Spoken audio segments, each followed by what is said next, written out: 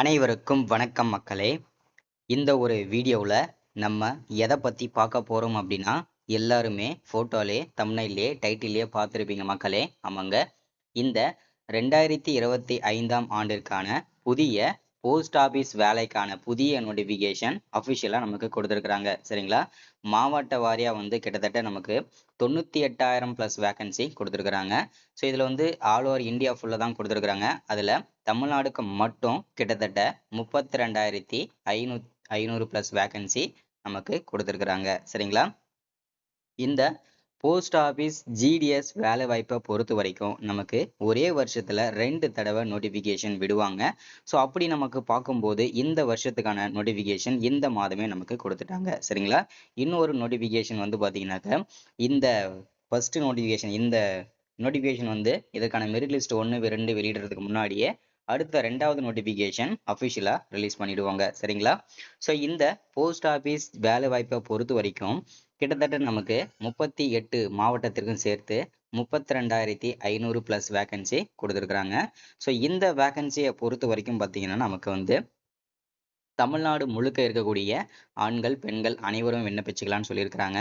So இதை பற்றின முழுமையான தகவல் தான் இந்த வீடியோவில் பார்க்க போகிறோம். சரிங்களா, அது மட்டும் இல்லாமல் நமக்கு 3 விதமான போஸ்டிங்க்கு நோட்டிஃபிகேஷன் அஃபிஷியலாக கொடுத்துருக்குறாங்க. சரிங்களா, அந்த 3 விதமான போஸ்டிங் என்னென்ன, அந்த 3 விதமான போஸ்டிங்க்கும் நம்ம மினிமம் என்ன படிச்சிருக்கணும், மேக்சிமம் நம்ம என்ன படிச்சிருக்கணும், மேக்சிமம் நம்ம இதற்கான சம்பளம் எவ்வளவு, மினிமம் சம்பளம் எவ்வளோ கிடைக்கும், அது மட்டும் இல்லாமல் கவர்மெண்ட்டோட அலவன்சஸ் எல்லாமே படிக்காசுகள் இந்த மாதிரி எல்லாம் என்னென்ன வகையான அலவன்சஸ் எல்லாம் கிடைக்கும், அதே மாதிரி அப்ளை பண்ணுறது ஆன்லைனில் பண்ணணுமா ஆஃப்லைனில் பண்ணணுமா அதற்கான தெளிவான விளக்கமாகவும் இந்த ஒரு வீடியோ இருக்க போகுதுங்க. சரிங்களா, அது மட்டும் இல்லாமல் அப்ளை பண்ணுறதோட அஃபிஷியல் வெப்சைட் என்ன, அந்த வெப்சைட் நம்ம எப்படி செக் பண்ணுறது, ஃபர்ஸ்ட்டு நம்ம மொபைல்லே அப்ளை பண்ணணுமா இல்லை பிசியில் அப்ளை பண்ணணுமா இல்லை பார்த்தீங்கன்னா நம்ம நெட் சென்டர் போயிட்டு தான் விண்ணப்பிக்கணுமா, ஸோ அதற்கான ஃபுல் கைடன்ஸுமே நானே கொடுக்க போகிறேன்.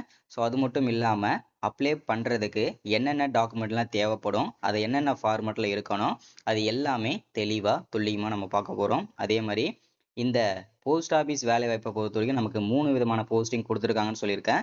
இந்த 3 விதமான போஸ்டிங்கில் நம்ம எந்த போஸ்டிங்கை சூஸ் பண்ணணும், எவ்வளோ மார்க் எடுத்துருக்கிறவங்க என்ன போஸ்டிங்கை சூஸ் பண்ணால் ஈஸியாக வேலை கிடைக்கும், அதே மாதிரி நம்மளுடைய ஸ்ட்ராட்டஜியை நம்ம எப்படி யூஸ் பண்ணணும், இது எல்லா டீட்டெயில்ஸுமே தெளிவாக துல்லியமாக இந்த ஒரு வீடியோவில் இருக்க போகுதுங்க. சரிங்களா, ஸோ அது மட்டும் இல்லாமல் வீடியோவை தொடர்ந்து பார்க்குறதுக்கு முன்னாடி நமது கவர்மெண்ட் ஜாப் டெய்லி அப்டேட் சேனலுக்கு இப்போ தான் நீங்கள் ஃபர்ஸ்ட் டைமாக முதல் முறையாக நமது சேனலை பார்க்குறீங்க, நமது வீடியோவை பார்க்குறீங்க அப்படின்னா மறக்காமல் சப்ஸ்கிரைப் பண்ணிவிட்டு பக்கத்தில் இருக்கிற பெல் பட்டனை கிளிக் பண்ணி ஆளுன்ற ஆப்ஷனில் போட்டு வச்சுக்கோங்க.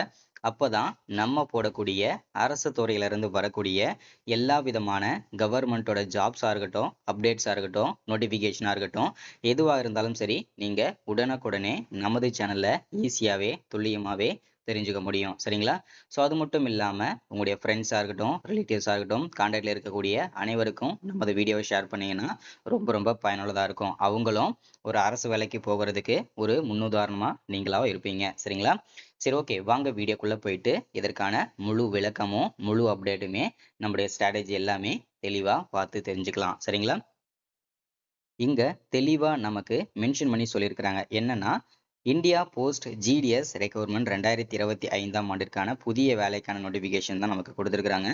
So apply online for the 32,500க்கும் மேற்பட்ட வேகன்சியை தான் நம்ம விண்ணப்பிக்க போகிறோம். சரிங்களா, இதற்கு மினிமம் குவாலிஃபிகேஷன் 10ஆம் வகுப்புன்னு தான் சொல்லியிருக்கிறாங்க. ஸோ அதையுமே தொடர்ந்து பார்க்கலாங்க. ஃபர்ஸ்ட் நம்ம பார்க்க வேண்டியது இந்த வேலை வாய்ப்பானது எங்கேருந்து நமக்கு வந்திருக்குது, இந்த வேலை வாய்ப்பான நோட்டிஃபிகேஷன் நம்ம எங்கேருந்து செக் பண்ணணும் அப்படின்னு பார்த்தீங்கன்னா, ஃபர்ஸ்ட் இந்த வேலை வாய்ப்பு எங்கேருந்து கொடுத்துருக்காங்க அப்படின்னா இந்திய அஞ்சல் துறையிலிருந்து தான் இந்த வேலை வாய்ப்புக்கான புதிய நோட்டிஃபிகேஷன் அஃபிஷியலாக நமக்கு கிடைச்சிருக்குதுங்க. அடுத்ததா இந்த வேலை வாய்ப்பை பொறுத்த வரைக்கும் என்னென்ன போஸ்டிங்கை பொறுத்த வரைக்கும் வந்திருக்குது அப்படின்னு கேட்டிங்கன்னா, ஜிடிஎஸ், பிபிஎம், ஏபிபிஎம். ஓகேங்களா, ஸோ நமக்கு 3 விதமான போஸ்டிங் கொடுத்துருக்காங்க. இதோட 3 போஸ்டிங்கோட விரிவாக்கம் என்னன்னு கேட்டீங்கன்னா, ஜிடிஎஸ்னா கிராமின் டக் சேவாக். இதோட ஜாப் நேச்சர் எப்படி இருக்கும் அப்படின்னு கேட்டீங்கன்னா, இப்போ நமக்கு ஒரு வீட்டில இருந்து லெட்டர் வந்தாலும் சரி, இல்ல வந்து பேங்க்ல இருந்து ஒரு லெட்டர் வந்தாலும் சரி, ஒரு நபர் வந்து போஸ்ட் ஆபீஸ்ல இருந்து எடுத்துட்டு வந்து கொடுப்பாங்க இல்லையா? ஸோ கொரியர் பண்ணுவாங்க இல்லையா?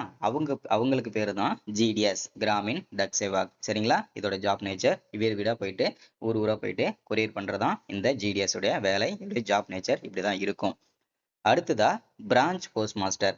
இவருடைய வேலை ஜாப் நேச்சர் எப்படி இருக்கும் அப்படின்னு கேட்டீங்கன்னா, இவருக்கு முழுக்க முழுக்க ஆபீஸ் ஒர்க் தான் இருக்கும். ஒவ்வொரு மாவட்டத்தோட ஹெட் ஆபீஸ்லயும் போஸ்ட் ஆபீஸ் இருக்கும் இல்லையா? ஸோ அந்த ஹெட் ஆபீஸ்ல தான் இவருக்கு வேலை இருக்கும். ஒவ்வொரு பின்கோடுக்கும் எவ்வளவு லெட்டர் வந்திருக்குது, என்னென்ன பார்சல் வந்திருக்குன்னு சொல்லிட்டு பிரிச்சு தனித்தனியா வைக்கிறது, சைன் வாங்குறது, ஸோ இது எல்லாமே மெயின்டைன் பண்றது எல்லாமே இந்த பிரான்ச் போஸ்ட் மாஸ்டர் தான். சரிங்களா? ஸோ அடுத்ததா அசிஸ்டன்ட் பிரான்ச் போஸ்ட் மாஸ்டர்.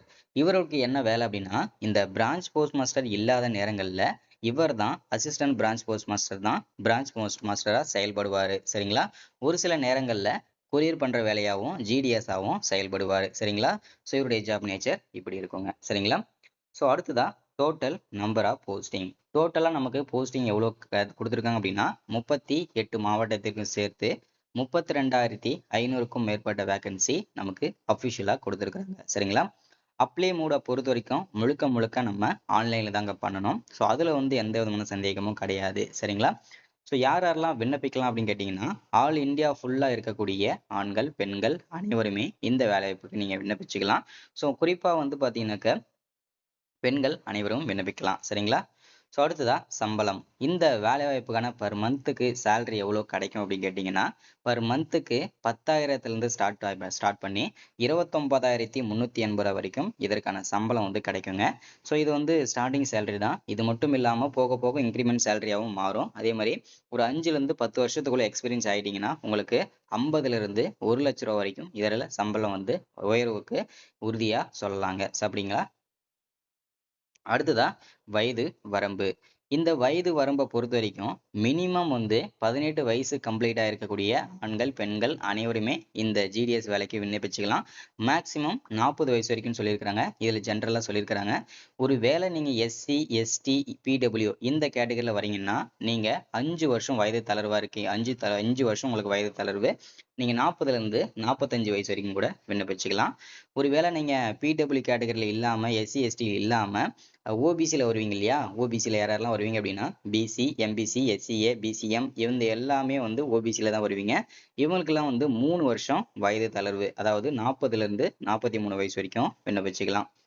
அடுத்ததா அப்ளிகேஷன் ஃபீஸை பொறுத்த வரைக்கும் ஓபிசி கேட்டகரியில் வரவங்க எல்லாருக்குமே 100 ரூபா ஃபீஸ். அதாவது இப்போ யாரெல்லாம் ஓபிசியில் வருவீங்க அப்படின்னு சொன்னோம் இல்லையா? ஸோ உங்களுக்கெல்லாம் வந்து 100 ரூபா அப்ளிகேஷன் ஃபீஸு. அடுத்ததா எஸ்சி, எஸ்டி, பிடபிள்யூ இருக்கீங்கன்னா அது கூட உங்களுக்கு ஃபீஸ் கிடையாது. ஃப்ரீயாகவே நீங்கள் விண்ணப்பிச்சுக்கலாம். அடுத்ததா பேமெண்ட் மெத்தடை பொறுத்த வரைக்கும் ஆன்லைன் பேமெண்ட் தான். நீங்கள் கிரெடிட் கார்டு மூலிமா பண்ணிக்கலாம். பேமெண்ட்டை வந்து பார்த்தீங்கன்னா டெபிட் கார்டு மூலிமா பண்ணிக்கலாம். நெட் பேங்கிங் மூலிமா பண்ணிக்கலாம். சரிங்களா? அடுத்ததா செலெக்ஷன் ப்ராசஸ்.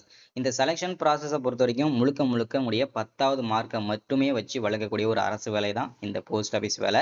ஸோ உங்களுடைய மார்க்கை வச்சு நீங்கள் வந்து பார்த்தீங்கன்னா எந்த போஸ்டிங்கை சூஸ் பண்ணியிருக்கீங்க பேஸ் பண்ணி தான் உங்களுக்கு வந்து பார்த்தீங்கன்னா இந்த வேலை வந்து கிடைக்குமா கிடைக்காதான்றதை உறுதியாக சொல்ல முடியும். ஏன்னா வந்து நீங்கள் ஜஸ்ட் பாஸ் பண்ணவங்கலேருந்து 480, 490, 498 இந்த மார்க் எடுத்திருக்க அனைவருமே உங்களுக்கு விருப்பமான போஸ்டிங்கை வந்து சூஸ் பண்ணி விண்ணப்பிச்சுக்கலாம். ஆனால் இதுல எனக்கு கண்டிப்பா அரசு வேலை வேணும், இந்த போஸ்ட் ஆபீஸ் வேலை வேணும் அப்படின்றவங்க குறிப்பா அனைவருமே சரிங்களா ஜிடிஎஸ் போஸ்டிங், அதாவது கிராமின் டக் சேவக் போஸ்டிங்கை சூஸ் பண்ணி விண்ணப்பிச்சீங்கன்னா கண்டிப்பா உங்களுக்கு அரசு வேலை உறுதியா கிடைக்கும். சரிங்களா?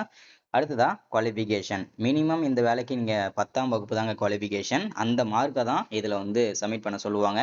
நீங்க வந்து 12th மார்க்கோ இல்ல வந்து காலேஜ்ல வச்சிருக்க பர்சன்டேஜோ அதெல்லாம் வந்து பாத்தீங்கன்னா இதுல வந்து வேலிடேட் பண்ண மாட்டாங்க, எடுத்துக்க மாட்டாங்க. வென்லி உங்களுடைய 10வது மார்க் மட்டும்தான் இதுல செல்லுபடியாகும்.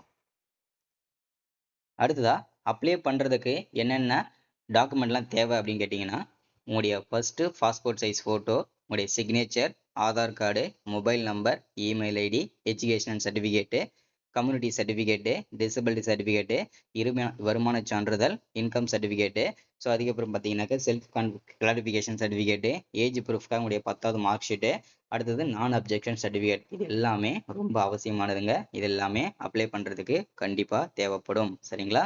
ஸோ இந்த வேலைக்கு எப்போலேருந்து விண்ணப்பிக்கலாம் அப்படின்னு கேட்டிங்கன்னா, வரக்கூடிய 25ஆம் தேதியிலிருந்து இந்த ஜிடிஎஸ் வேலை வாய்ப்புக்கு நீங்கள் விண்ணப்பிக்கிறதுக்கு ஸ்டார்ட் பண்ணிக்கலாம். அதோட வெப்சைட்டுமே அன்னைக்கு நான் வந்து கண்டிப்பாக ரிலீஸ் பண்ணுறேன். சரிங்களா? ஸோ இன்னைக்கான வீடியோ அப்டேட் இதுதான். ஸோ இந்த அரசு வேலை எல்லாருக்கும் பயனுள்ளதாக இருந்திருக்கும்னு நினைக்கிறேன். நோட்டிஃபிகேஷன் மறக்காமல் சப்ஸ்கிரைப் பண்ணுங்கள், லைக் பண்ணுங்கள், ஷேர் பண்ணுங்கள். ஒரு 5 பேருக்காவது ஷேர் பண்ணுங்கள். தேங்க்யூ.